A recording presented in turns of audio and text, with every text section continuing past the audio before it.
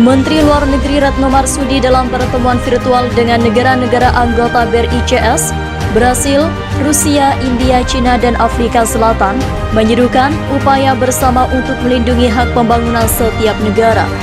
Kita ingin membangun kerjasama yang bermanfaat, kemudian memakmurkan dialog, dan juga terus mencoba agar kolaborasi kerjasama yang kita lakukan selalu mendatangkan hasil yang win-win. Tantangan yang dihadapi dunia saat ini sangat berat. Kita harus bertindak sekarang agar tidak terjadi dekade pembangunan yang hilang. Berbagai inisiatif yang ada tersebut harus saling bersinergi dan saling memperkuat. Harus memperhitungkan suara negara-negara berkembang.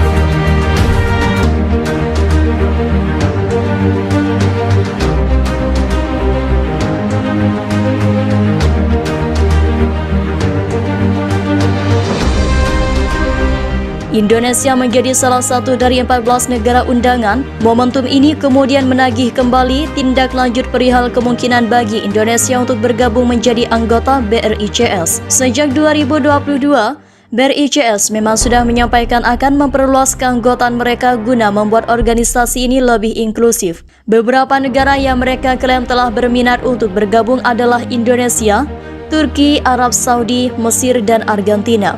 Diskusi perluasan keanggotaan ini dikabarkan akan menjadi salah satu pembahasan dalam KTT BRICS bulan Agustus nanti.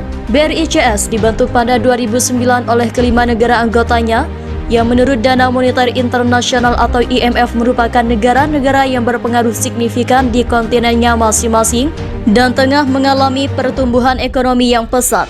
Kelimanya mewakili 40% dari total populasi dunia, 25% dari ekonomi global, dan 17% dari perdagangan internasional.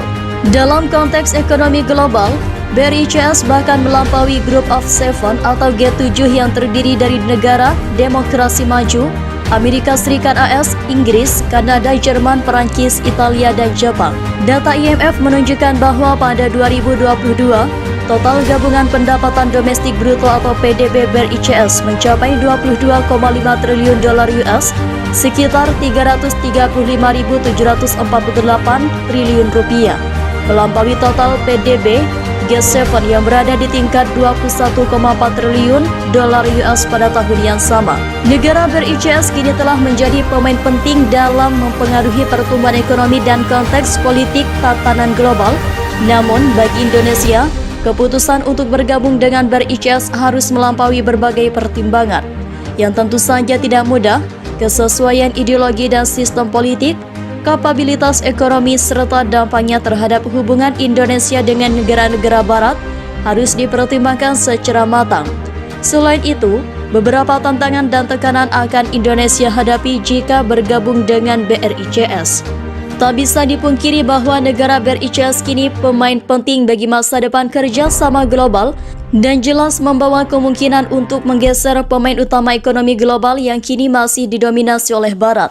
Meski negara-negara anggota BRICS sempat terguncang karena COVID-19, mereka tetap dianggap pasar yang potensial untuk berkontribusi dalam pertumbuhan ekonomi dunia di masa depan. China menjadi penyokong kekuatan ekonomi utama dalam kelompok ini dengan PDB mencapai 18,1 triliun dolar US, diikuti oleh India 3,3 triliun dolar US, Rusia 2,2 triliun dolar US, Brasil 1,9 triliun dolar US, dan Afrika Selatan 0,4 triliun dolar US.